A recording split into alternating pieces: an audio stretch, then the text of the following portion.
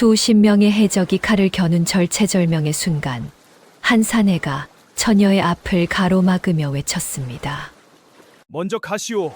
여기는 내가 맡겠소. 이 사내의 정체는 다름 아닌 이 포구를 다스리는 수군 절도사의 외아들. 고귀한 신분의 도련님이 왜 일개 굴비 장수 처녀를 위해 목숨을 바치려 하는 걸까요? 10년 전 불길 속에서 시작된 지독한 인연과 사선을 뚫고 살아 돌아온 사내를 보며 처녀가 끝내 눈물을 터뜨릴 수밖에 없었던 이유. 지금부터 들려드리겠습니다. 오늘 하루도 고생 많으셨어요. 구독과 좋아요는 이야기를 만드는 힘이 됩니다. 그럼 지금부터 시작합니다. 옛날 옛적 남해 바닷가 다랑포라는 포구가 있었습니다. 아침마다 고깃배가 들어왔지요.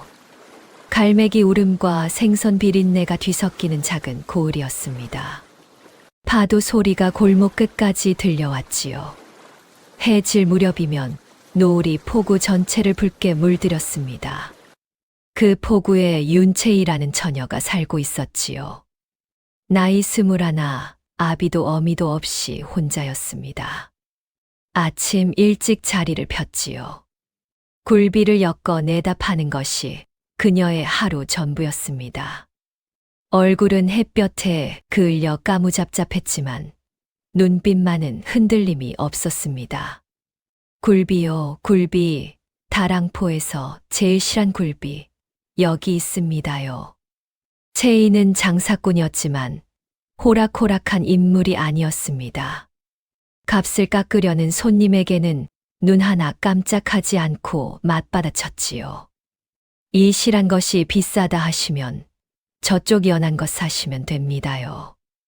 대신 반도 못 드실 거예요. 안하기 픽 웃으며 결국 채이 것을 샀습니다. 그것이 채이의 장사였지요. 야무지긴. 저 처자 오늘도 제일 먼저 왔네. 옆자리 거너물 장수가 혀를 찼습니다. 아비 없이 혼자 사는 것 치고는 참 씩씩하지.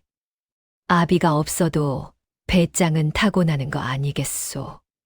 지나가는 말들이었지만 채이의 귀에는 들렸습니다. 못 들은 척 굴비를 엮었지요. 채이에게는 한 가지 습관이 있었습니다. 장사를 시작하기 전에 하는 일이 있었습니다. 반드시 굴비 광주리 바닥을 한번 쓸어보는 것이었지요. 딱히 이유를 아는 것도 아니었습니다. 아버지 윤첨지가 세상을 뜨기 전에 당부한 것이 전부였습니다. 이 광주리를 소중히 여기라고요. 아버지가 소중히 여기라 했으니까. 채이는 그냥 그랬습니다. 윤첨지는 채이가 15살 되던 해에 세상을 떠났습니다. 먼 바다에서 싸우다 돌아오지 못했다고만 들었지요. 누구랑 싸웠는지도 모르지. 채이는 광주리를 고쳐이며 혼자 중얼거렸습니다. 묻는다고 달라질 것이 없었으니까요. 채이가 모르는 것이 또 하나 있었습니다. 그 광주리 안쪽 깊은 밑바닥에 뭔가가 새겨져 있었지요. 아버지가 죽음을 앞두고 칼끝으로 깊이 새겨놓은 비밀이었습니다. 그것을 알게 되는 것은 아직 한참 뒤의 일이었습니다. 그 무렵 다랑포에 새 만호가 부임해 있었습니다.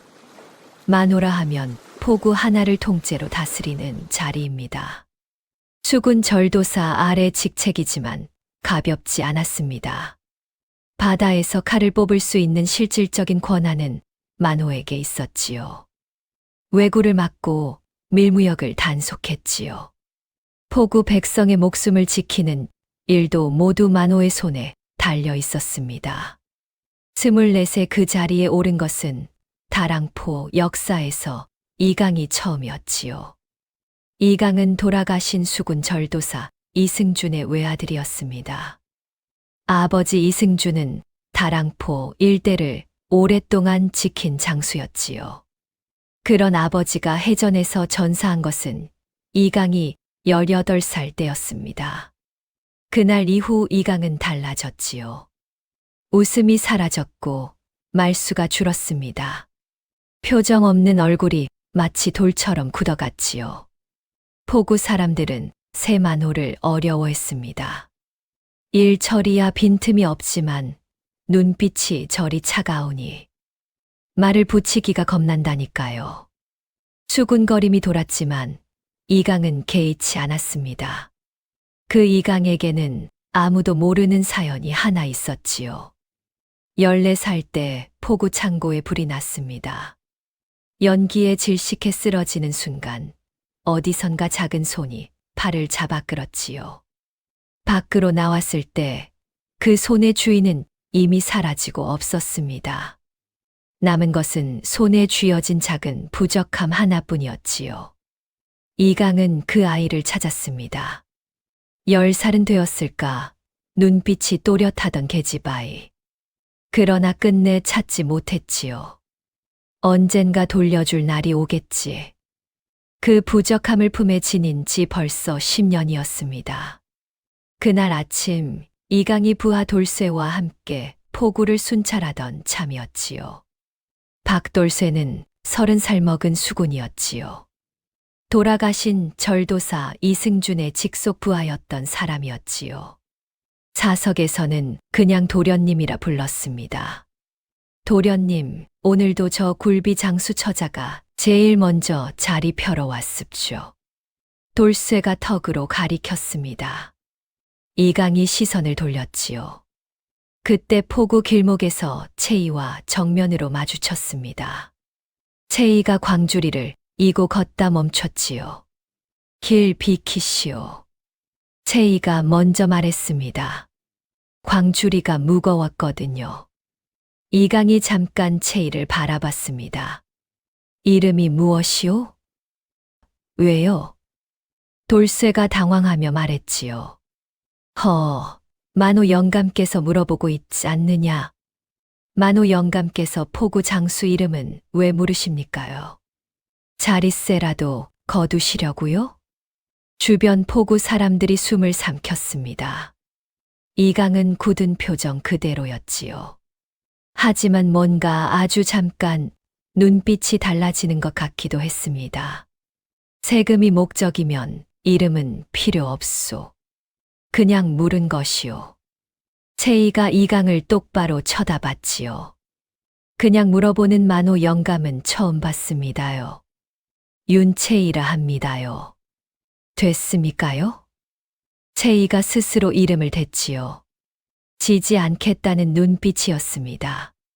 이강은 아무 말 없이 길을 비켜줬습니다. 채이가 광주리를 이고 지나갔지요. 세상에 만호 영감한테 세금 타령이라니. 뒤에서 수군거리는 소리가 들렸습니다. 이강은 그 뒷모습을 잠시 바라봤지요. 도련님, 처자가 워낙 배짱이 좋아서. 돌쇠가 조용히 변명하듯 말했지요. 됐다. 이강은 짧게 잘랐습니다. 만호청으로 돌아가는 길이었지요. 이강이 다시 입을 열었습니다. 저 처녀, 다랑포에서 오래 살았느냐? 돌쇠가 아주 잠깐 굳었지요. 예. 아비가 일찍 죽고 혼자 산다 들었습니다요. 아비가 누구였느냐? 윤첨지라 불렸다 하던데 저도 자세히는 모릅니다요. 돌쇠는 그렇게 말하고 앞서 걸었습니다. 손이 살짝 주먹을 쥐었지요. 이강은 보지 못했습니다. 그날 밤 다랑포 바깥 바다에 수상한 배 한 척이 닻을 내리고 있었습니다. 낡은 어선처럼 보였지만 안에는 험악한 사내들이 빼곡했지요. 우두머리는 왼쪽 눈에 안대를 한 얼굴 가득 할 자국이 난 사내였습니다. 다랑포가 맞느냐? 부하 하나가 고개를 끄덕였습니다. 두목 만호가 있습니다. 이승준의 아들이랍니다. 알고 있다. 우두머리 거뭉이 낮게 웃었지요. 그 비밀 정보가 저 포구 어딘가에 있다. 윤첨지의 딸도 거기 있고. 어떻게 할까요? 살살 건드려 봐라. 어디 숨겨뒀는지 알아내면 된다. 거뭉의 눈빛이 싸늘하게 가라앉았지요. 이번에는 달아나지 못하게 해라. 파도가 배 옆구리를 쳤습니다. 밤바다가 조용히 출렁였지요. 이튿날 오후 돌쇠가 이강에게 차를 올리며 조용히 말했습니다. 도련님, 드릴 말씀이 있습니다요. 이강이 눈을 들었지요. 사람은 죽어서 빚을 지는 게 아니라 살아서 갚는 거란다. 돌쇠가 먼저 그 말을 꺼냈지요. 돌아가신 절도사가 살아생전 돌쇠에게 했던 말이었습니다. 그 말이 왜 지금 나오느냐? 윤첨지 기억하십니까요? 아버지의 전후. 이강의 눈빛이 달라졌습니다. 해전 그날 아버지 대신 화살을 맞은 사람이 윤첨지였습니다요. 덕분에 아버지가 조금 더 버티셨지요. 결국 둘 다 돌아오지 못하셨지만 그분이 없었다면 아버지는 더 일찍 돌아가셨을 겁니다. 이강은 말이 없었지요. 그 윤첨지의 딸이 어제 도련님이 이름 물은 그 처자입니다요. 이강이 천천히 찻잔을 내려놓았습니다. 윤채희. 예. 한동안 침묵이 흘렀지요. 이강의 눈빛이 어딘가 먼 곳을 향했습니다. 아버지가 살아계셨다면 뭐라 하셨을까? 돌쇠가 조용히 대답했지요. 진즉 찾아가셨겠죠, 도련님. 이강은 그날 이후 포구를 순찰할 때마다 자꾸 그쪽으로 발길이 향했습니다. 채희는 전혀 몰랐지요. 만호가 왜 같은 길목을 자꾸 지나는지 그저 순찰이겠거니 했지요. 어느 날 저녁 이강이 채희의 가판대 앞에 멈췄지요. 오늘 장사는 어땠소? 채희가 올려다봤지요. 왜요? 그냥 물었소. 만호 영감께서 굴비 장수 장사 걱정을 왜 하십니까요? 이강이 잠깐 입을 다물었습니다. 다음엔 가판대를 저쪽으로 옮기시오. 조수가 들어오면 이쪽은 발이 젖소. 그 말만 하고 돌아섰지요. 채희는 그 뒷모습을 멍하니 바라봤습니다. 참 이상한 양반이네. 이튿날 채희는 가판대를 옮겼습니다. 발이 젖는 게 싫었거든요. 이강 때문이 아니라 그냥 그게 맞는 말이어서였지요. 채희는 스스로 그렇게 말했습니다. 그 즈음 다랑포 포구 안에 낯선 사내들이 하나둘 섞여들었습니다. 어부 행색이었지만 손이 거칠었고 눈빛이 달랐지요. 거뭉의 부하들이었습니다. 그들은 포구 구석구석을 살피며 한 가지를 찾고 있었지요. 윤첨지가 숨겨놓은 정보였습니다. 비밀이 윤첨지의 딸과 가까이 있다는 것만은 짐작하고 있었지요. 그들이 채희를 눈으로 쫓기 시작한 것이 그때부터였습니다. 채희는 낯선 시선이 등에 붙는 것을 느꼈지요. 포구 한쪽에서 자꾸 이쪽을 흘끔거리는 사내가 있었습니다. 뭘 봐요? 채희가 똑바로 쏘아봤습니다. 사내가 슬그머니 고개를 돌렸지요. 이상하다. 혼자 중얼거리며 광주리를 단단히 고쳐 이었습니다. 굴비요, 굴비. 아무 일도 없는 척 외쳤지요. 목소리는 여전히 씩씩했습니다. 하지만 눈빛은 조금 나를 세우고 있었지요. 다랑포의 하늘은 여전히 맑았습니다. 갈매기가 울었고 파도가 치고 아침 햇살이 포구 위에 고르게 내렸지요. 아무것도 모르는 듯한 얼굴이었습니다. 그러나 바다 쪽에서는 조금씩 바람이 바뀌고 있었지요. 채희는 오늘도 제일 먼저 자리를 폈습니다. 평소와 같은 채희와 달리 이강의 눈은 조금 달라져 있었습니다. 순찰을 돌다가도 자꾸 굴비 가판대 쪽으로 시선이 갔지요. 채희가 굴비를 엮을 때도, 광주리를 이고 포구를 가로지를 때도요. 이강은 그때마다 잠깐 걸음을 늦췄습니다. 스스로도 눈치채지 못하는 사이에요. 돌쇠는 다 알고 있었지요. 알면서도 모른 척 했습니다. 어느 날 아침 채이가 굴비를 엮다가 줄이 끊어졌습니다. 굴비 10마리가 바닥에 와르르 쏟아졌지요. 아이고, 채이가 재빠르게 주워 담았습니다. 그때 옆에서 발 하나가 나타나더니 굴비 하나를 툭 밀어줬지요. 올려다 보니 이강이었습니다. 고맙습니다요. 채이가 굴비를 받아들었지요. 줄이 낡았소. 새로 사시오. 알고 있습니다요.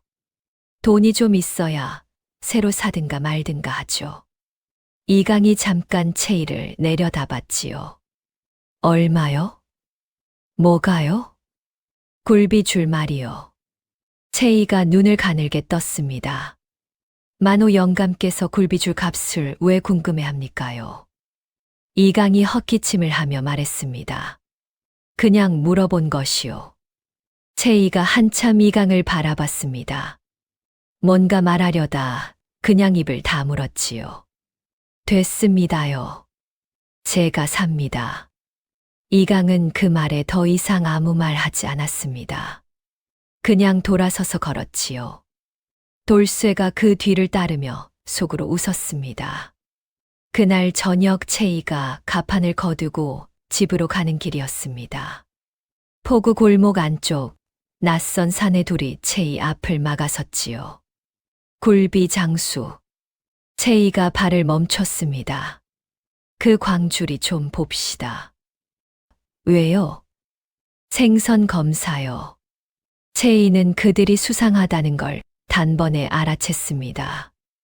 포구 검사는 만호 영감님의 소관이요. 당신들 만호청 소속이요? 두 사내가 서로 눈을 마주쳤습니다.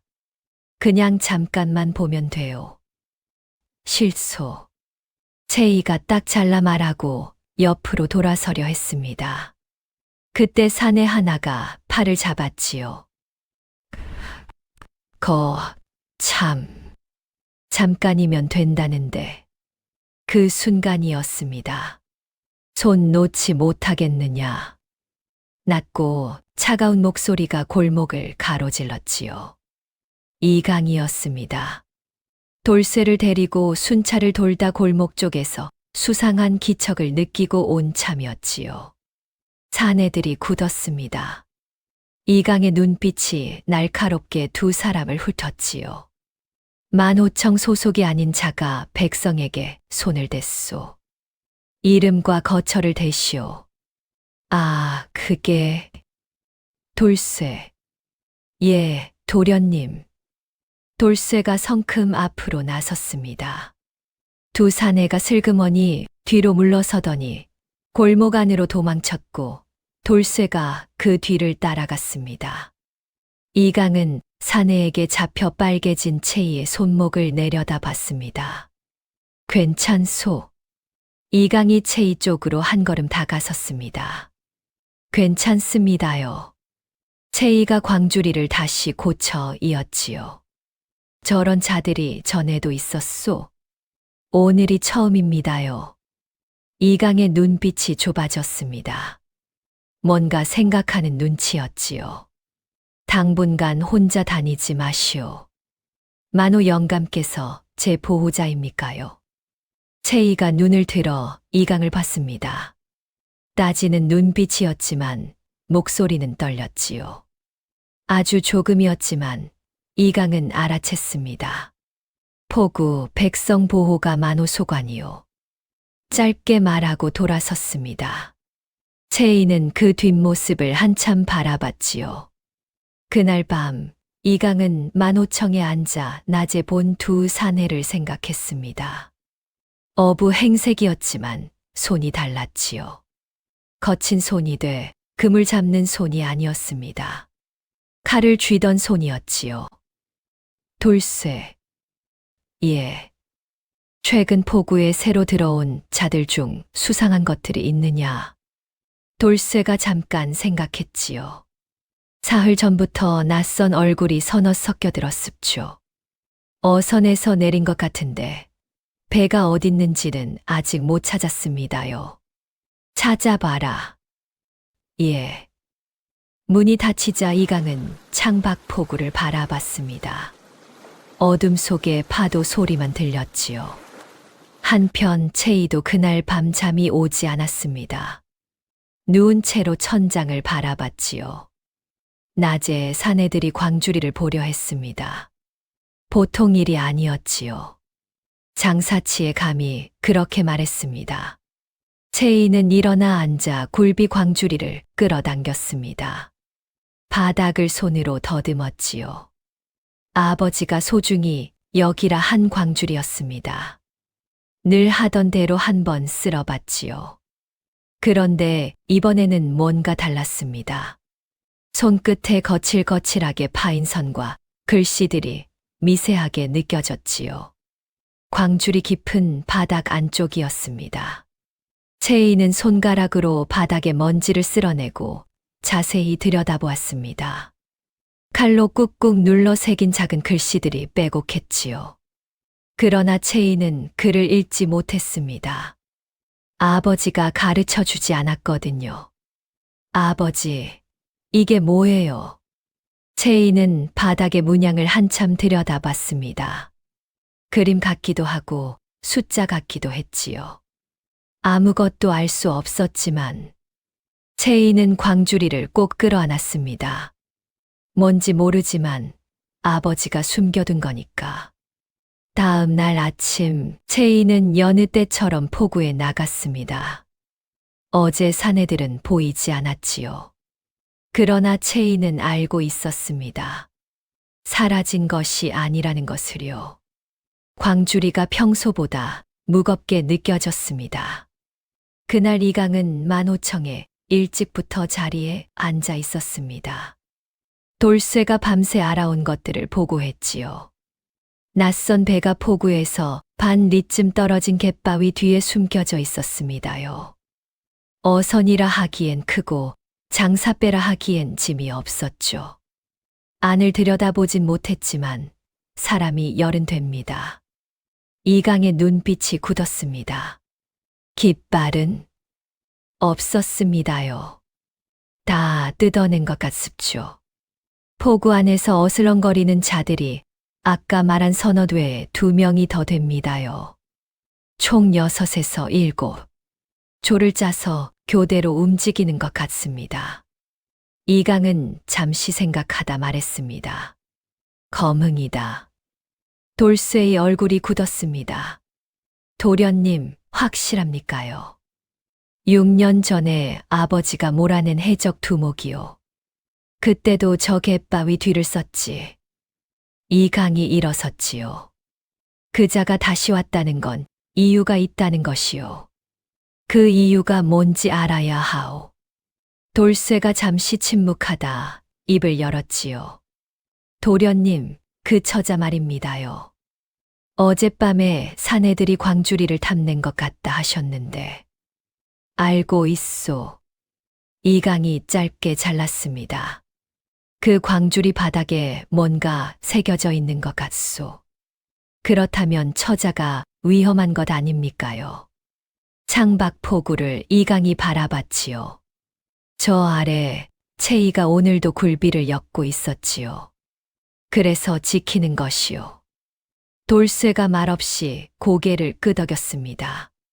그의 눈빛에 잠깐 뭔가가 지나갔지요. 오래된 감정 같은 것이었습니다.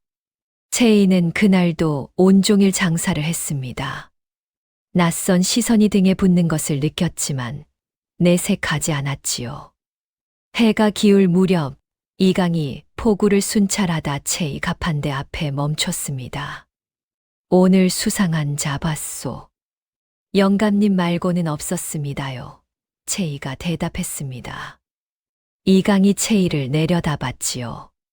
광주리에 뭔가 특별한 것이 있소. 채이의 손이 잠깐 멈췄습니다. 그러나 눈빛은 흔들리지 않았지요. 굴비밖에 없습니다요. 왜요? 이강은 잠시 채이를 바라보다 말했습니다. 그냥요. 만오나리는 그냥이 참 많으시네요. 채이가 중얼거렸습니다. 이강은 대꾸 없이 돌아섰지요. 채이는 그 뒷모습을 보며 광주리를 슬그머니 발 아래로 당겼습니다. 아무것도 없다고 했지만 가슴이 조금 두근거렸지요. 이유는 두 가지였습니다. 광주리 바닥의 비밀 때문이기도 했고 이강의 눈빛 때문이기도 했지요. 어느 쪽인지는 채이 스스로도 알 수 없었습니다. 폭우에 저녁 조수가 들어왔지요. 채이는 가판대가 젖지 않는다는 걸 확인하고 나서야 안도했습니다. 쓸데없이 맞는 말만 한다니까. 채이가 혼자 툴툴거렸습니다. 그러면서도 입꼬리가 조금 올라갔지요. 파도 소리가 폭우를 채웠습니다. 며칠이 지났습니다. 낯선 사내들이 여전히 폭우 안에 있었습니다. 어물전 근처를 어슬렁거렸지요. 채이 가판대 앞을 느릿느릿 지나치기도 했습니다. 아무 일도 없는 듯 굴었지만 눈이 달랐습니다. 채이를 보는 눈이요. 채이는 모른 척했습니다. 장사꾼은 눈치를 숨길 줄 알아야 하거든요. 그날 오후였습니다. 포구장이 파할 무렵 채이가 광주리를 이고 골목으로 접어들었을 때였지요. 거기서 낮고 거친 목소리였습니다. 뒤에서 두 사람, 앞에서 한 사람. 채이는 골목에 막힌 것을 직감했지요. 광주리 내려놓으시오. 앞에 사내가 말했지요. 덩치가 컸습니다. 손에 짧은 칼이 들려 있었지요. 채이가 광주리를 꽉 쥐었습니다. 실소. 순순히 내놓으면 다치지 않소. 누가 다친다는 거요? 내가요, 당신들이요. 채이가 눈을 가늘게 뜨고 사내를 똑바로 봤지요. 이 골목 끝이 어딘지 알아요? 만호청 담장 바로 옆이요. 내가 여기서 소리 한 번만 지르면 수군들이 달려옵니다요. 사내가 잠깐 주춤했지요. 그 순간 채이가 몸을 틀었습니다. 광주리 안의 굴비를 뒤에 사내 얼굴에 냅다 던지며 달렸지요. 이야. 사내가 굴비에 얼굴을 맞고 비틀거렸습니다. 채이가 골목 옆 담을 손으로 짚고 뛰었지요. 그런데 앞에 덩치가 빠르게 따라잡았습니다. 팔을 낚아채려는 순간이었지요. 멈춰라. 그 목소리가 골목 입구에서 울렸습니다. 이강이었지요. 만호청 담장 쪽에서 순찰을 돌다 이쪽으로 넘어온 참이었습니다. 사내가 이강을 봤습니다. 그리고 뒤를 봤지요. 돌쇠가 팔짱을 끼고 서 있었습니다. 덩치보다 한 뼘은 더 넓은 어깨였지요. 사내들이 서로 눈빛을 교환했습니다.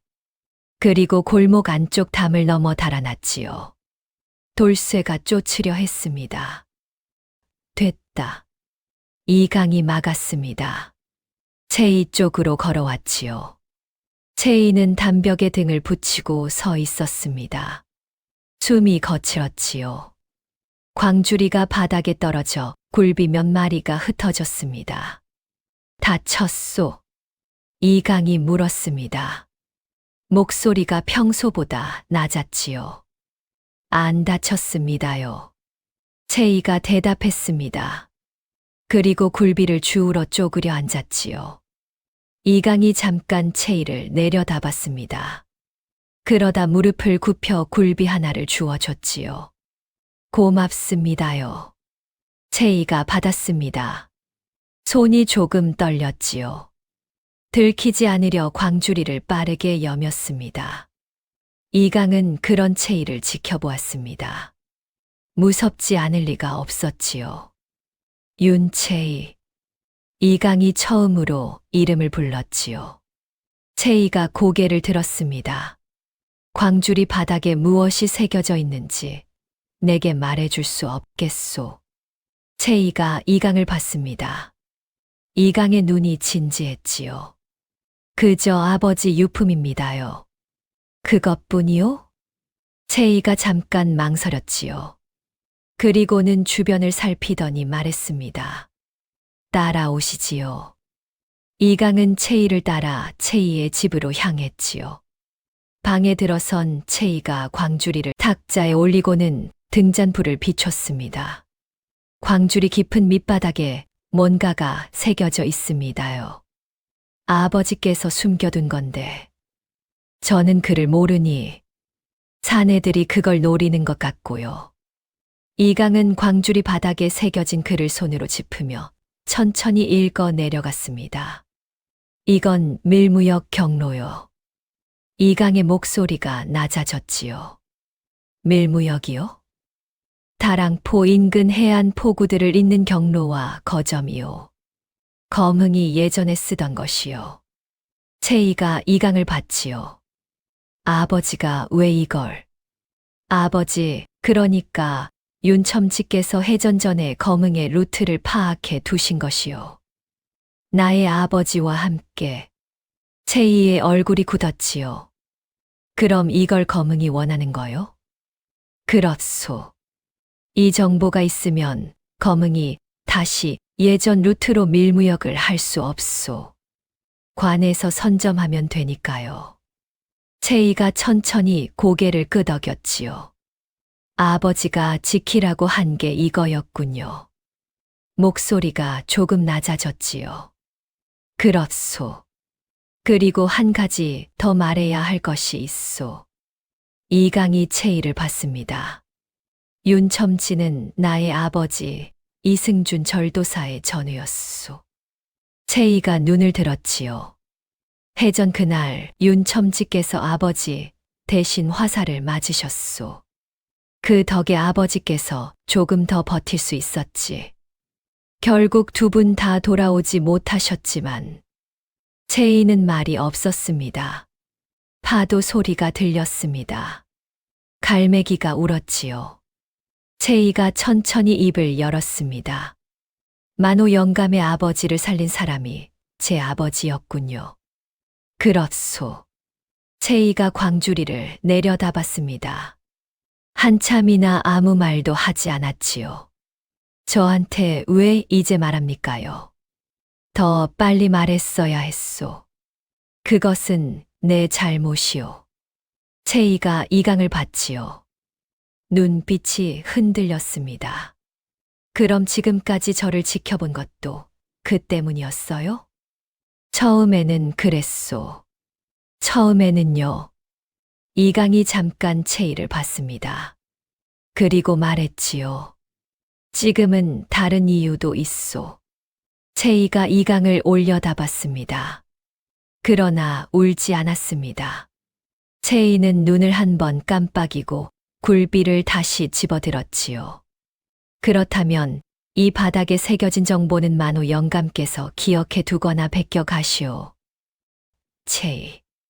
아버지가 목숨 걸고 지킨 거잖아요. 제대로 써줘야 하지 않겠습니까? 이강이 씩 웃어 보이는 채이를 멍하니 봤습니다. 채이는 굴비를 엮으며 말했지요.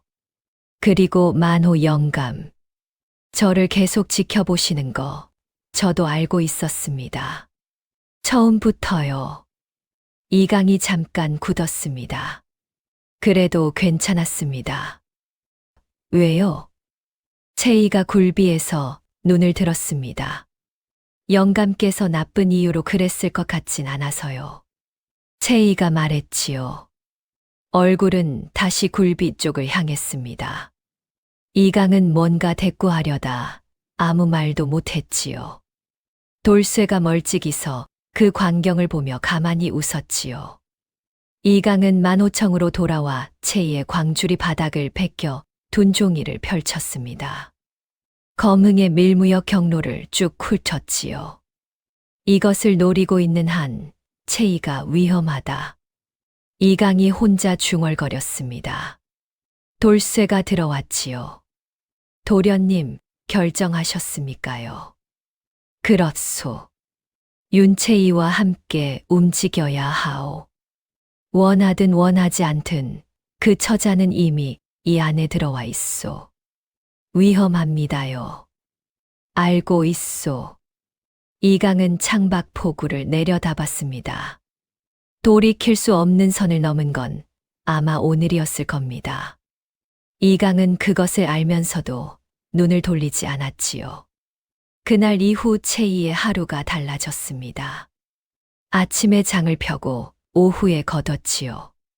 돌쇠가 뒤를 따라 집까지 데려다 주는 것이 새 일과가 됐습니다. 채이는 처음엔 어색했습니다. 아저씨, 진짜 멀리서 따라오세요. 사람들이 이상하게 봐요. 알겠습죠. 그런데 아씨, 여기서 더 멀어지면 제가 못 지킵니다요. 그럼 안 지켜도 돼요. 그건 안 됩니다요. 돌쇠가 딱 잘랐습니다. 채이가 한숨을 내쉬었지요. 아저씨는 만호 영감 말이면 뭐든 듣는 거예요? 도련님 말이기도 하지만 제 마음이기도 합죠. 돌쇠가 씩 웃었습니다. 채이가 그 얼굴을 봤지요. 아저씨는 왜 저한테 잘해줘요? 처음 본 것도 아닌 것처럼. 돌쇠가 잠깐 걸음을 늦췄습니다. 처음 본 게 아닙니다요, 아씨. 채이가 멈췄지요. 무슨 말이에요? 돌쇠가 앞을 보며 말했습니다. 아씨 아버지, 윤첨지 어른. 저랑 같은 마을 출신이었습죠. 어릴 때 형 동생 하던 사이였습니다요. 채이의 눈이 커졌지요. 그럼 아저씨가 아버지를 알아요? 압죠. 아씨가 태어났을 때도 제가 거기 있었습니다요. 아씨가 갓난아기였을 때 한 번 안아봤지요. 채이가 한동안 말이 없었지요. 그러다 조용히 물었습니다. 그럼 왜 진작 말 안 했어요? 돌쇠가 잠깐 멈췄지요. 도련님 아버지, 절도사 어른이 말씀하셨거든요. 채이 아씨한테는 아무 말도 하지 말라고. 이 포구에서 평범하게 살게 해주고 싶다고. 채이가 파도 소리를 들었습니다. 그러셨군요. 아버지가 돌아가시고 전 혼자인 줄만 알았는데. 돌쇠가 채이의 눈치를 살폈습니다. 늦게 말씀드려 죄송합니다요, 아씨. 채이는 대답 대신 앞을 봤습니다. 눈이 조금 빨개졌지만 걸음을 멈추지 않았지요. 그 아저씨가 저를 안아줬었다고요? 예. 그럼 이제 진짜 아저씨라고 불러도 되겠네요. 돌쇠가 픽 웃었습니다. 눈가가 촉촉했지요. 그 무렵 이강도 채이와 함께 있는 시간이 늘었습니다. 만호청이를 핑계로 포구를 순찰했지요. 채이 가판대 앞에서 발이 묶이는 날이 많아졌습니다. 오늘 굴비는 다 팔았소. 한 두름 남았습니다요. 사실 거예요? 그냥 물었소. 채이가 이강을 봤습니다. 채이의 눈빛에 이기고 이강은 굴비 두름을 집어들었지요. 얼마요? 단냥입니다.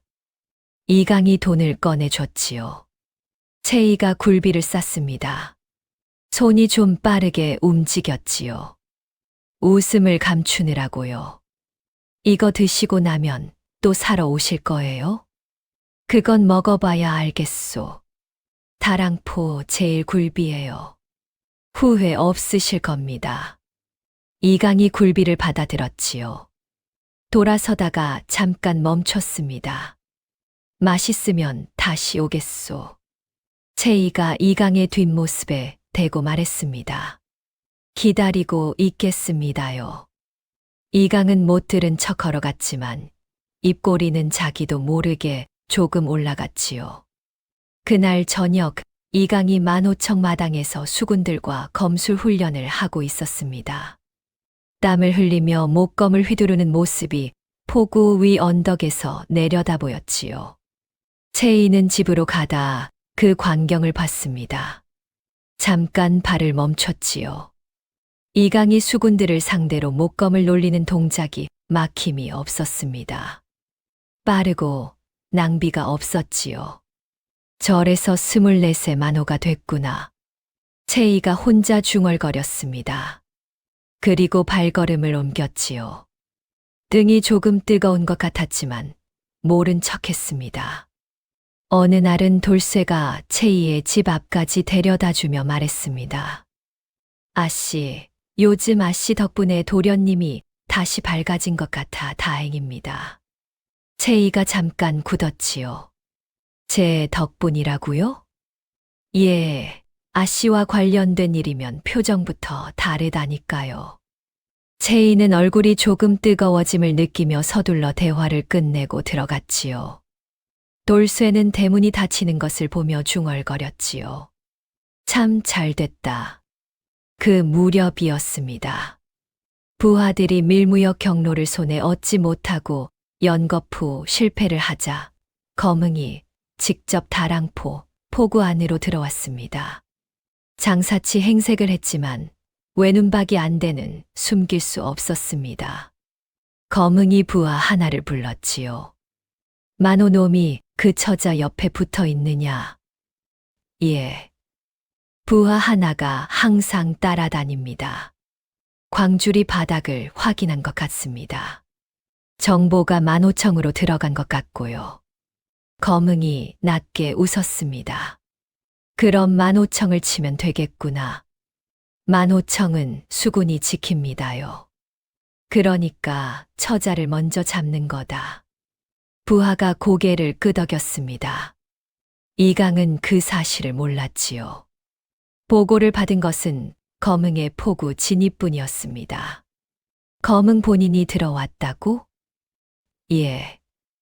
오늘 오전 저작거리에서 목격됐습죠. 이강의 눈빛이 굳었습니다.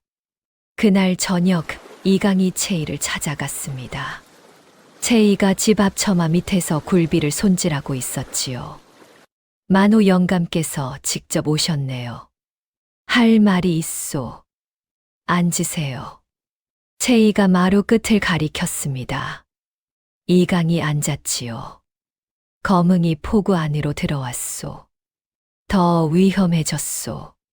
직접 움직인다는 건 그만큼 급해졌다는 것이요. 채이가 다시 굴비 손질을 시작했습니다. 만호 영감님은 어떻게 할 것입니까? 잡을 것이요. 그럼 제가 미끼가 되겠습니다. 채이가 이강을 똑바로 올려다 봤지요. 이강이 깜짝 놀라며 만류했습니다. 안 돼요. 너무 위험하오. 네, 어찌 당신을 사지로 밀어넣겠소. 그러나 채이는 완강했습니다. 아버지 일인데 제가 가만히 숨어만 있겠습니까? 그리고 나리가 뒤에서 잘 지켜주신다면서요. 그게 만호 소관 아닙니까? 채이가 씩 웃었지요.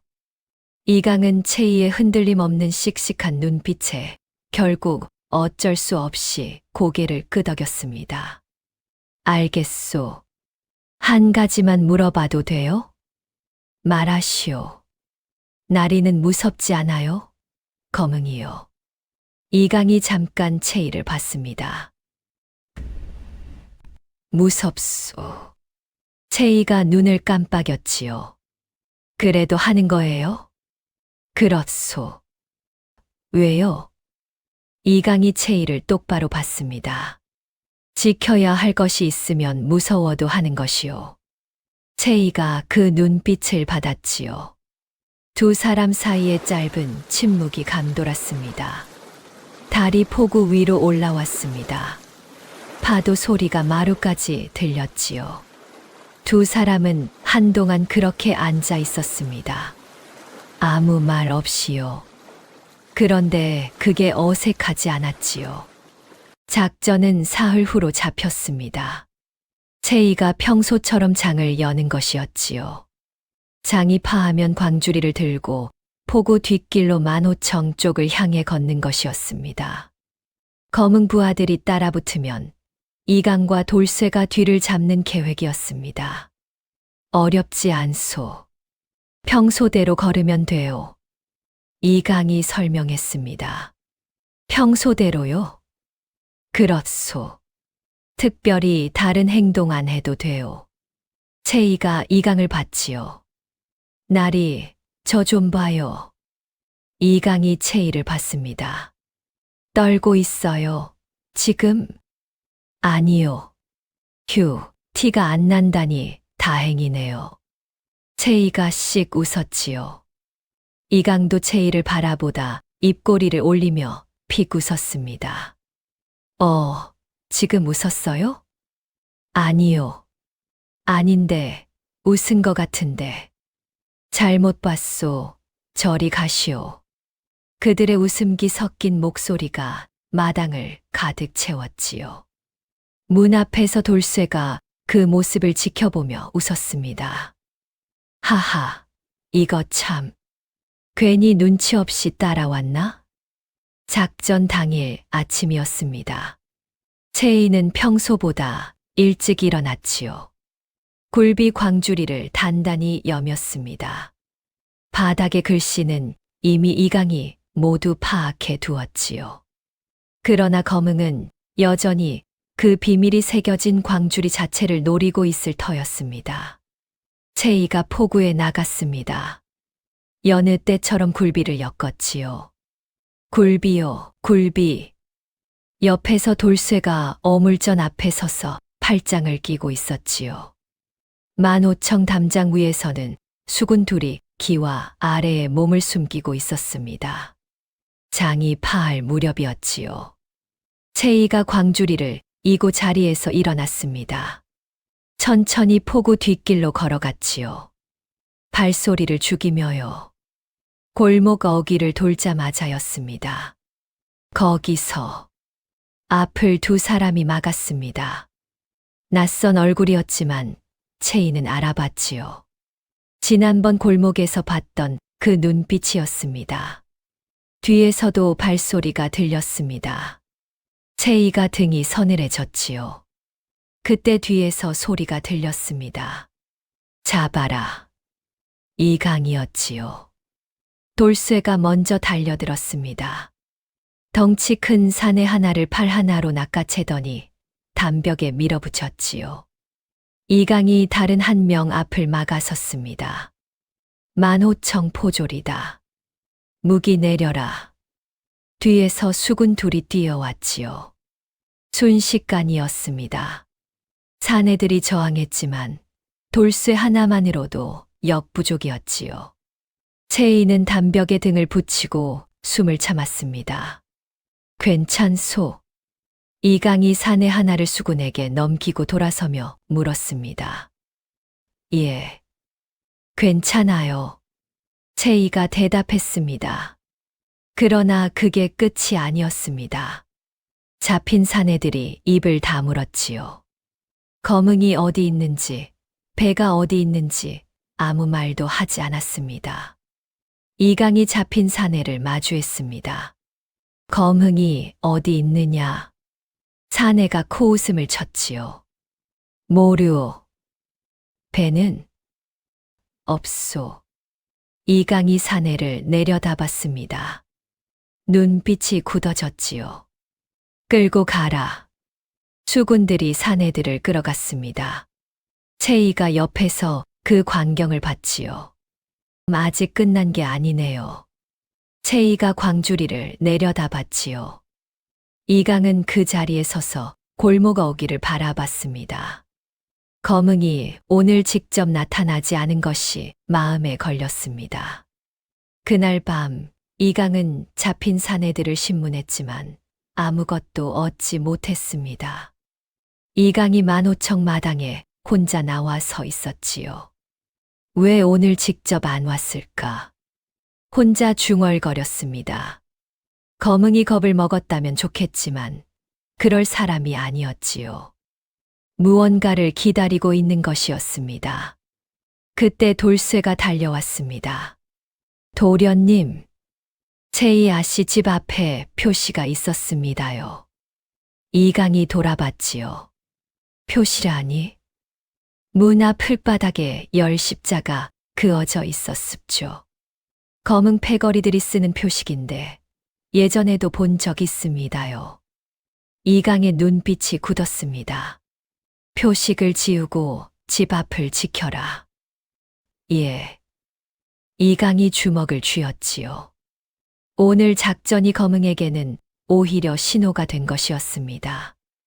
이 처자가 이강에게 얼마나 중요한지를 알려준 셈이었지요. 내가 실수를 했구나. 이강이 낮게 말했지요. 이튿날 아침 채이가 집에서 나오다 문 앞에 서 있는 이강을 봤습니다. 나리가 여기 왜 있어요? 순찰이요. 만호청이 이쪽 길로 순찰해요. 오늘은 그렇소. 채이가 이강을 봤습니다. 이강의 눈 아래가 어두웠지요. 밤새 있었어요? 아니요. 거짓말. 이강이 말이 없었습니다. 채이가 광주리를 고쳐 이었지요.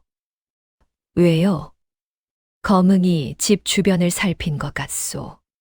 채이가 잠깐 굳었습니다. 그래서 밤새 있었던 거예요. 그렇소. 고마워요. 이강과 채이는 나란히 걷기 시작했지요. 그게 어색하지 않았고 자연스럽게 느껴졌습니다. 포구에 아침 햇살이 내렸습니다. 그날 저녁 돌쇠가 만호청에 다급히 들어오며 말했습니다. 잡힌 사내 중 하나가 입을 열었습니다요. 이강이 눈을 들었지요. 검응이 사흘 안에 직접 움직인다 했습죠. 채야 씨를 인질로 잡아 만호청을 압박할 생각이라고. 이강의 표정이 굳었습니다. 사흘. 예. 이강이 주먹을 세게 쥐었습니다. 검응이 직접 움직인다면 한시도 지체할 수 없소. 돌쇠가 이강의 깊은 고심을 읽고 진중하게 고개를 끄덕였습니다. 밤바다에 파도가 쳤습니다. 이강이 채이의 집을 향해 걸어갔지요. 별이 많은 밤이었습니다. 채이는 처마 밑마루에 앉아 파도 소리를 듣고 있었지요. 대문 밖에서 발소리가 나자 벌떡 일어났습니다. 누구예요? 나요. 이강의 목소리였습니다. 채이가 대문을 열었지요. 이 시간에요. 할 말이 있소. 채이가 이강을 봤습니다. 눈 아래가 여전히 어두웠지요. 들어와요. 두 사람이 마루에 앉았습니다. 이강이 말했지요. 검응이 사흘 안에 직접 움직인다고 하오. 이번엔 당신을 인질로 잡을 생각이라오. 채이가 잠깐 멈칫하더니 태연하게 말했습니다. 알았어요. 두렵지 않소. 무서워요. 그런데 달아날 생각은 없어요. 이강이 채이를 봤습니다. 왜요? 아버지 때문이에요. 그리고 채이가 잠깐 멈췄지요. 나리 때문이기도 하고요. 이강이 말이 없었습니다. 파도 소리만 깊어질 뿐이었지요. 고백을 들은 이강은 가슴이 먹먹해져 자신도 모르게 품속에 늘 지니고 다니던 작은 부적함을 꺼내어 만지작거렸습니다. 생사의 갈림길에서 자신을 지탱해 준 유일한 버팀목이자 채이를 보며 왜인지 모르게 자꾸만 떠올랐던 바로 그 물건이었지요. 채이의 시선이 이강의 손에 쥔 낡은함으로 향했습니다. 밤달빛 아래 어렴풋이 드러난 그 독특한 형태와 빛바랜 오칠의 흔적이 눈에 너무나도 익숙했지요. 채이의 목소리가 미세하게 떨렸습니다. 그 손에 쥐고 계신 건 무엇입니까요? 이강이 자신의 손을 내려다보며 씁쓸하게 웃었지요. 이건 말이오, 10년 전 불길 속에서 나를 구해준 아이가 남겨둔 낡은 부적함이요. 그 아이를 찾으면 돌려주려고 평생 품에 품고 다녔는데 결국 아직 찾지 못했소. 채이의 눈동자가 크게 흔들렸습니다. 채이가 천천히 손을 내밀었지요. 그것, 제가 잠깐 볼 수 있겠습니까요? 이강이 의아해하면서도 손에 쥔 부적함을 조심스럽게 건넸습니다. 채이가 부적함을 받아들었습니다. 손끝으로 뚜껑에 연꽃 문양을 쓸었지요. 이거 제가 만든 거예요. 이강이 굳었습니다. 무슨 말이오? 10살 때 아버지 따라 포구에 왔다가 불이 났어요. 창고에 한 아이가 쓰러져 있었지요. 그 아이를 살리려 데리고 나올 때 잃어버린 물건이에요. 이강의 눈빛이 흔들렸습니다. 두 사람은 한동안 말이 없었습니다. 채이가 부적함을 도로 이강에게 건넸습니다. 일이 소중하게 여겨주셨으니 선물로 드리겠습니다. 이강이 부적함을 받았지요. 손이 잠깐 채이의 손 위에 얹혔습니다. 채이가 손을 빼지 않았습니다. 그때 왜 날 살리고 사라진 것이오? 무서웠어요. 채이가 솔직하게 말했지요.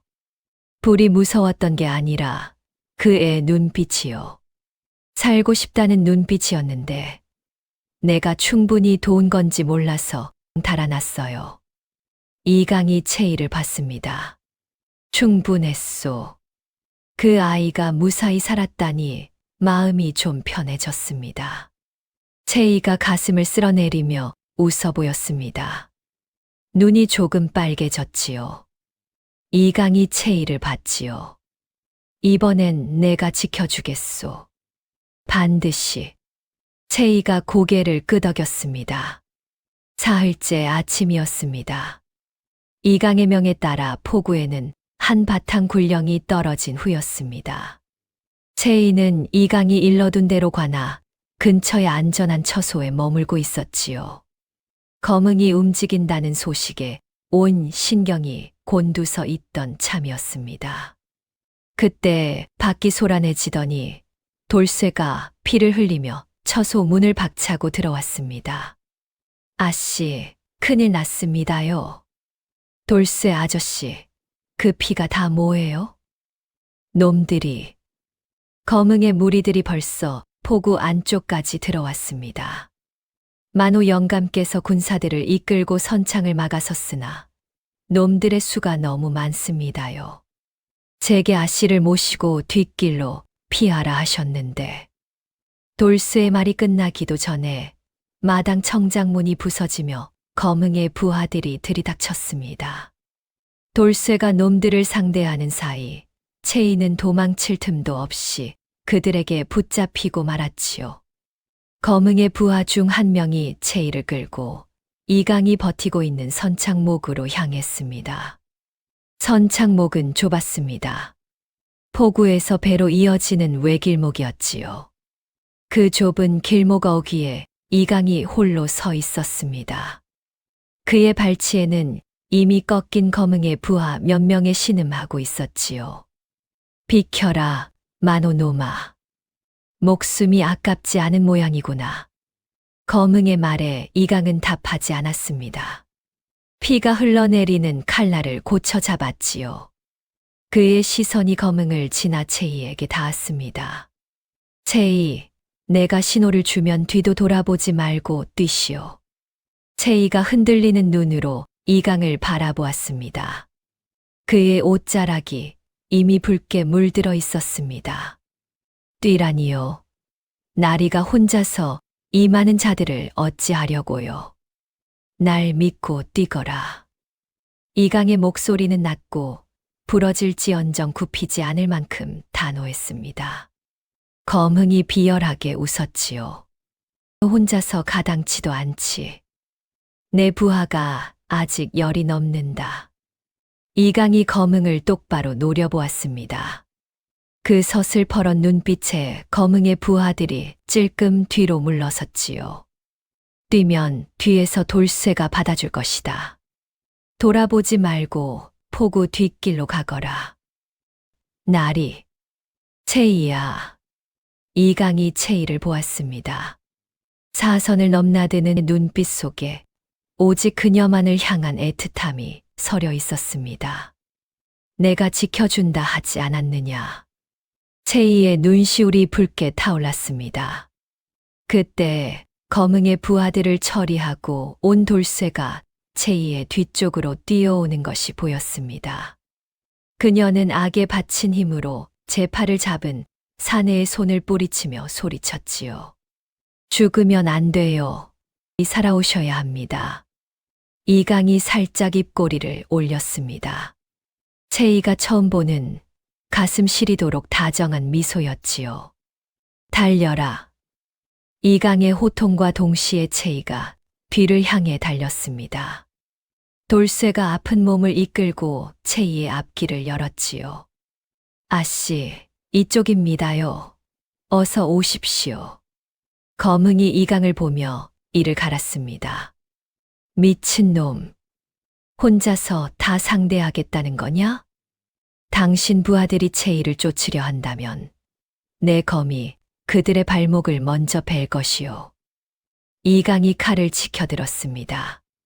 날카로운 파공음이 선창목을 울렸지요. 그리고 당신은 나를 상대하게 될 것이고 검응의 얼굴이 거무죽죽하게 굳어졌습니다. 죽고 싶은 모양이구나. 그럴 리가. 이강이 검응을 향해 천천히 그러나 거침없이 걸어 나갔습니다. 검응이 손짓하자 부하 셋이 동시에 달려들었지요. 이강의 칼날이 허공을 갈랐습니다. 번뜩이는 궤적을 따라 첫 번째 놈이 어깨를 움켜쥐고 비틀거렸지요. 두 번째 놈이 측면을 파고들자 이강은 돌담을 짚고 간발의 차로 칼을 피했습니다. 그러나 연이어 세 번째 자가 뒤에서 달려들었지요. 이강이 한 발 늦었습니다. 예리한 파공음과 함께 이강의 옆구리가 깊게 찢겨 나갔습니다. 둔탁한 통증이 밀려왔으나 이강은 이를 악물고 신음조차 삼켰지요. 이강은 흘러내리는 피를 무시한 채 다시 검을 고쳐 잡았습니다. 아직 멀었소. 검응의 눈매가 가늘어졌습니다. 그의 표정이 사납게 구겨졌지요. 이 놈이 진짜로. 부하 둘이 한꺼번에 덤벼들었습니다. 이강이 악으로 그들의 합을 막아섰습니다. 한 명의 가슴을 걷어찼으나 사각에서 날아온 둔기가 그의 어깨를 강타했습니다. 둔탁한 소리와 함께 이강의 무릎이 툭 꺾였습니다. 이강은 차가운 돌담의 등을 기댄 채 거친 숨을 몰아쉬었습니다. 그때 돌쇠가 몽둥이를 휘두르며 선창 어귀를 막아섰습니다. 이강은 금방이라도 의식을 잃을 것 같았지만 검을 지팡이 삼아 땅에 박아 넣으며 기어이 다시 몸을 일으켰습니다. 검응이 그런 이강을 돌아보았습니다. 아직도 서 있을 힘이 남았단 말이냐. 그렇소. 이강이 힘겹게 답했지요. 당신 무리들이 그 아이를 잡으러 가려면 반드시 이 길을 지나야 하오. 내가 서 있는 한 발짝도 못 지나갈 것이오. 검응의 눈빛이 흔들렸습니다. 좁은 외길목에서 목숨을 내던지고 버티는 만호 한 명을 뚫기가 쉽지 않음을 계산한 것이었지요. 그때 포구 저편에서 수군들의 다급한 함성과 발소리가 땅을 울렸습니다. 관아에 닿았던 전령이 드디어 군사들을 이끌고 당도한 것이었지요. 상황이 불리해진 것을 직감한 검응이 이강을 노려보았습니다. 오늘은 이쯤 하지. 검응이 신호를 보내자 놈들이 재빠르게 선창배 위로 물러섰습니다. 그들이 물러감과 동시에 이강은 돌담을 쓸며 무릎을 꿇었습니다. 옆구리에서 울컥 물든 피가 군복을 검붉게 적셨지요. 만호 영감님. 뒤늦게 당도한 군관들이 이강을 부축했습니다.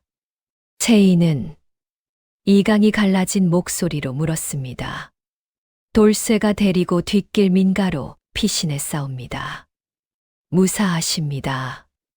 그제야 이강은 버티고 있던 눈꺼풀을 닫았습니다. 다행이요. 그리고는 쓰러졌지요. 뒷길을 달려 포구 뒷산의 외딴 민가에 숨어든 채이는 가쁜 숨을 몰아쉬며 벽에 기댔습니다. 돌쇠 아저씨, 나리께서는요.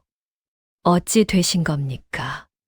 수군들이 당도했으니 괜찮을 겁니다요, 아씨. 걱정 마십시오. 꾹 참았던 눈물이 기어이 볼을 타고 흘러내렸지요. 놈들의 수가 그리 많았는데 괜찮을 리가 없습니다. 목소리가 사정없이 떨렸습니다. 돌쇠가 채이 앞에 꿇어앉으며 나직하게 말했습니다. 도련님은 그리 쉽게 꺾일 분이 아닙니다. 지금은 믿고 기다리셔야 합니다요. 채이가 치마 자락을 꽉 쥐었습니다. 얼마나 지났을까요? 마당 서리에서 둔탁한 발소리가 서서히 다가왔습니다. 채이야. 채이가 번쩍 눈을 떴습니다. 문틀을 짚고 서 있는 것은 이강이었습니다. 옆구리를 지혈한 천이 붉게 배어 나와 있었고 얼굴은 백지처럼 창백했으나 그는 분명 제 발로 서 있었습니다. 채이가 급히 일어났습니다. 달려나가려다 그의 깊은 상처가 눈에 들어와 멈칫섰지요. 손을 어디에 두어야 할지 몰라 허공에서 떨리던 채이의 손이 결국 이강의 피 묻은 솜의 끝을 붙잡았습니다. 나리, 믿으라 하지 않았느냐. 이강이 낮게 가라앉은 목소리로 먼저 운을 뗐습니다. 이리 다치시고도 그 소리가 나오십니까? 내가 무사한이 되었다. 채이가 이강을 올려다보았습니다. 이강 역시 창백한 안색으로 채이를 내려다보았지요. 두 사람의 시선이 공중에서 얽혔습니다. 무모하십니다. 혼자서 그 장정들을 어찌 다 막으려 하셨습니까? 내가 살지 않았느냐. 채이는 입술을 깨물며 고개를 숙였습니다. 눈물이 이강의 신발 앞코 위로 툭툭 떨어졌지요. 울지 마라. 내 마음이 쓰인다. 어찌 안 웁니까? 나리가 하마터면 저 바다에 수장되실 뻔했는데. 이강이 채이의 젖은 얼굴을 가만히 응시하다가 한 손을 들어 조심스럽게 그녀의 눈물을 닦아주었습니다. 거친 무인의 손길이었으나 무엇보다 다정했지요. 검응은 어찌 되었습니까? 배를 타고 다랑포 너머로 달아났다. 오늘 잡지 못한 것이 내내 걸리는구나. 나리가 살았으니 됐습니다. 한참 동안 채이의 얼굴을 눈에 담던 그가 나직하게 숨을 뱉으며 말했지요. 아무래도 내 평생 너에게 빚을 갚으며 살아야 할 것 같구나. 채이가 눈물 어린 눈을 깜빡였습니다. 내가 우는 것이 이리 마음이 아프니 더 이상 너를 혼자 둘 수 없다는 말이다. 이강이 채이의 손을 조심스럽게 감싸 쥐었습니다. 무겁고도 단단한 온기가 전해졌지요. 채이는 그 자리에서 굳어버렸습니다. 가슴이 벅차올라 아무 말도 잇지 못했지요. 그저 이강의 손을 마주 잡을 뿐이었습니다. 두 사람의 침묵 너머로 돌쇠가 짐짓 헛기침을 하며 마당 먼 구석으로 걸어가 먼 하늘을 바라보았습니다. 그날 밤 검응의 배는 다랑포를 빠져나갔습니다. 그러나 완전히 물러선 것은 아니었지요. 인근 섬 어딘가에 닻을 내린 채 만호청을 무너뜨릴 기회를 노리고 있었습니다. 이강 역시 그것을 잘 알고 있었지요. 사선을 넘어 돌아왔으나 진짜 싸움은 이제부터 시작이었습니다. 다만 오늘 밤만큼은 채이가 살아 있었고 이강 또한 그녀의 곁에 있었습니다. 지금은 그것으로 충분했습니다. 이튿날 이강이 돌쇠를 불렀지요. 검응이 어디 있는지 알아봤느냐. 인근 무인도에 숨은 것 같습죠. 배가 그쪽에서 목격됐습니다요. 수군 5을 데리고 치겠소. 이번엔 끝내야 하오. 돌쇠가 잠깐 이강을 봤습니다. 몸은 괜찮습니까요? 이강이 잠시 가슴을 고르고 답했습니다. 이번 작전은 숨 돌릴 틈 없이 급히 기습해야 하오. 지체할 시간이 없으니 서두르시오. 돌쇠가 고개를 끄덕였습니다. 이강은 새벽 일찍 조용히 출발하려고 하였으나 채이는 이미 알고 있었지요. 가는 거예요? 이강이 채이를 봤습니다. 어떻게 알았소? 돌쇠 아저씨 얼굴이 그래요. 돌쇠가 딴 곳을 봤지요. 다치지 않고 무사히 돌아온다고 약속하십시오. 이강이 채이의 눈을 봤습니다. 약속하오. 채이가 고개를 끄덕였습니다. 이강과 돌쇠, 수군 5이 배를 타고 나갔습니다. 채이는 선창에서 그 배를 바라봤지요. 섬은 다랑포에서 반시진 거리였습니다. 이강의 배가 섬 기슭에 닿았지요. 검응이 먼저 알아봤습니다. 또 왔구나, 만호놈. 이번엔 끝내러 왔소. 이강이 칼을 뽑았지요. 부하는 겨우 7이요? 웃기는 놈. 충분하오. 싸움이 시작됐습니다. 검응의 부하들이 일제히 달려들었지요. 돌쇠가 앞을 막았습니다. 수군들이 양옆을 쳤지요. 이강이 검응을 향해 똑바로 걸어갔습니다. 검응이 칼을 들었지요. 2 사람이 맞붙었습니다. 검응은 강했지요. 칼솜씨가 거칠고 빨랐습니다. 이강이 3번 맞고 1번 공격하는 식으로 버텼지요. 옆구리 상처가 쑤셨지만 이강은 무시했습니다. 아직도 그 상처가 안 나았을 텐데. 검응이 웃으며 말했습니다. 죽고 싶은 모양이지. 이강이 검응의 공격을 받아내며 말했지요. 살고 싶소. 그래서 이 자리에 있는 것이요. 검응이 빈틈을 노렸습니다. 이강이 한 발 물러섰지요. 그 순간 칼 방향을 바꾸며 검응의 칼 손을 쳤습니다. 검응의 칼이 바닥에 떨어졌지요. 검응이 이강을 봤습니다. 죽여라. 이강이 칼을 겨눴지요. 검응을 포박하라. 왜 날 그냥 죽이지 않는 것이냐. 이 자리에서 그리 쉽게 죽어버리면 그동안 이 바다에서 저지른 악행들이 그대로 묻히지 않겠소. 검응이 이강을 봤지요. 잠깐 웃었습니다. 배짱 하나는 아버지 닮았구나. 고맙소.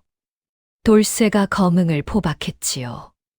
다랑포로 돌아오는 길, 배 위에서 이강은 바다를 봤습니다. 바람이 불었지요. 아버지가 싸웠던 바다였습니다. 윤첨지가 함께 지켰던 바다였지요. 이강은 그 바다를 오래 바라봤습니다. 선창에 배가 닿았습니다. 채이가 서 있었지요. 이강이 배에서 내리자 채이가 달려와 몸을 살폈습니다. 다친 곳은요? 괜찮은 겁니까? 이강은 2 팔을 들어 올리며 말했습니다. 멀쩡하오. 채이가 그 팔을 잡았습니다. 이강이 손을 빼지 않았지요. 돌쇠가 수군들을 이끌고 먼저 만호청으로 올라갔습니다. 다들 아무것도 못 본 척하며 지나갔지요. 사흘 후 관아에서 검응을 신문했습니다. 그동안의 행적이 하나씩 드러났지요. 윤첨지가 목숨 걸고 광주리에 남긴 비밀 정보가 결정적인 증거가 됐습니다. 채이가 증인으로 불렸지요. 관아 마당에 선 채이가 원님을 받습니다. 이 기록이 아버지 윤첨지께서 남긴 것임을 확인하오? 예, 맞습니다. 검응이 이것을 빼앗으려 했음도? 예, 저를 인질로 잡으려 했습니다. 원님이 고개를 끄덕이고는 판결을 내렸습니다. 검은과 부하들은 멀리 유배형에 처해졌지요. 밀무역 근거지는 수군이 접수하여 관할하게 되었습니다. 모든 신문이 끝나고 채이가 무거운 마음을 내려놓으며 관아 마당을 걸어 나왔습니다. 버드나무 아래에 이강이 그녀를 기다리고 있었지요. 애썼소. 떨지 않고 사실대로 잘 고하더군. 나리가 뒤에 계셔 주신 덕분입니다. 채이가 자연스럽게 이강의 곁에 서서 걸음을 맞추었습니다. 폭우로 향하는 길목 위로 따스한 햇살이 내려앉았지요. 고맙습니다. 나리. 이강이 걸음을 늦추며 채이의 옆모습을 바라보았습니다. 채이가 이강을 향해 고개를 돌리며 진심 어린 눈빛을 보냈지요. 아버님과 나리의 아버님이신 절도사 대감께서 목숨을 바쳐 함께 지켜내셨던 이 바다이지 않습니까? 채이의 눈가에 맑은 물기가 찼지만 미소는 단단했습니다. 그분들이 피로 지켜낸 이 포구와 바다를 이제는 만호가 되신 나리께서 기어이 지켜내 주셨습니다. 참으로 고맙습니다. 나리. 이강이 자리에 멈춰 섰습니다. 가슴 깊은 곳을 울리는 채의 말에 단단한 눈빛이 부드럽게 일렁였지요. 내가 지킨 것은 바다뿐만이 아니오. 이강이 채이의 손을 조심스럽게 감싸 쥐었습니다. 두 분께서 남기신 가장 소중한 유산은 지금 내 앞에 서 있는 당신이오. 그러니 내 평생을 바쳐 당신을 지킬 것이오. 이강의 나지막한 다짐에 채이가 말없이 고개를 끄덕였습니다. 두 사람은 다시 나란히 섰습니다. 불어오는 바닷바람을 맞으며 함께 걸어갈 앞날을 향해 천천히 발걸음을 옮겼습니다. 그날 이후 다랑포는 조금 달라졌지요. 검은 패거리가 영영 사라진 다랑포는 비로소 깊은 평온을 되찾았지요. 밀무역 기록은 수군 절도사에게 전달됐습니다. 윤첨지와 이승준 절도사의 이름이 다시 포구 사람들 입에 올랐지요. 두 사람이 지켜온 바다였다고요. 채이는 여전히 굴비 장사를 했습니다. 가판대 자리는 여전히 조수가 안 차는 곳이었지요. 어느 날 이강이 가판대 앞에 나타났지요. 오늘 장사는 어땠소? 채이가 올려다봤습니다. 또 그냥 물어봐요? 그렇소. 채이가 웃었지요.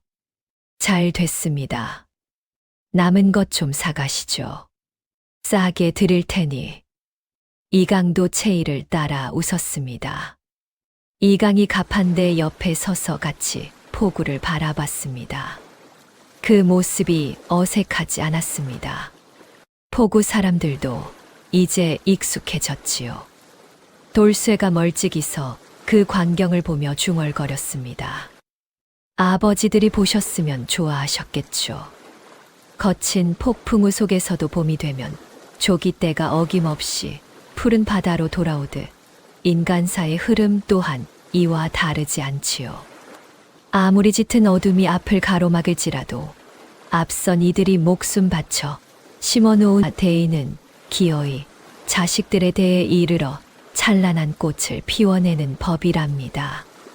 탐욕으로 쌓은 성은 파도 한 자락에 허망하게 무너지지만 신의로 지켜낸 바다는 결코 무너지지 않는다는 것을 두 사람이 잘 보여준 셈이지요.